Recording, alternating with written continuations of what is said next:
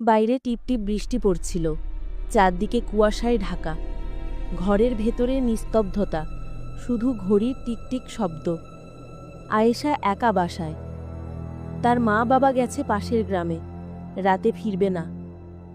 আয়েশা বই পড়ছিল, হঠাৎ জানালার কাছে এক অদ্ভুত শব্দ, টক টক টক। সে চোখ তুলে তাকায়, কেউ নেই। জানালার ওপাশটা ঘন অন্ধকার। সে আবার বই পড়ে, এবার যেন কারো ফিস ফিস।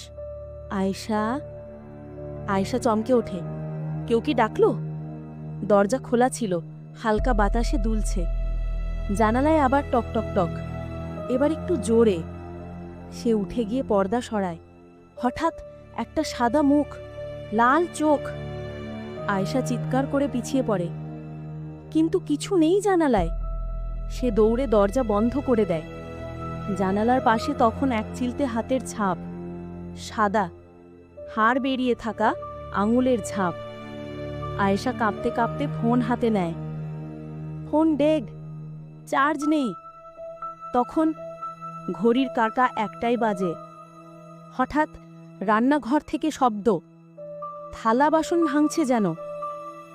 সে ধীরে ধীরে দরজার ফাঁক দিয়ে দেখে একটা লম্বা ছায়া, মুখ নেই, হাত লম্বা। আয়েশা দরজা বন্ধ করে দেয়, হাঁপাতে থাকে। জানালার পাশে আবার শব্দ, এবার গলা ঘষা, আমাকে খোলো, খোল। আয়েশা আর সহ্য করতে পারে না, জানালা খুলে চিৎকার করে বলে, কে তুমি? হঠাৎ ছায়াটা ভেতরে ঢুকে পড়ে। ঘর অন্ধকার হয়ে যায়, ঘড়ির কাঁটা থেমে যায়। আয়েশা আর দেখা যায় না।